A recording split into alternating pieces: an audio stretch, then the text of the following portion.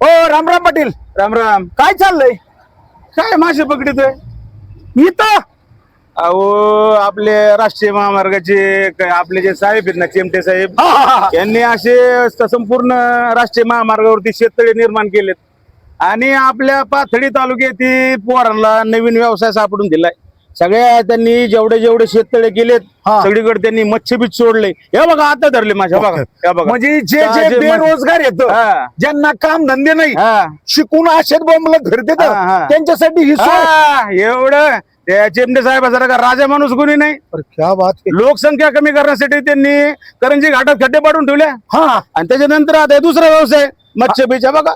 आणि बघा मासे. ह्या समोरच्या खड्ड्यासाठी ते बी त्यांचंच आहे ना. लोकसंख्या कमी करण्यासाठी लोकांची मनके मोडली पाहिजे, लोकांना आदू झाले पाहिजे, ते रोज गाड्या गुतले पाहिजे, त्यासाठीच केले व्यवसाय ह्यो.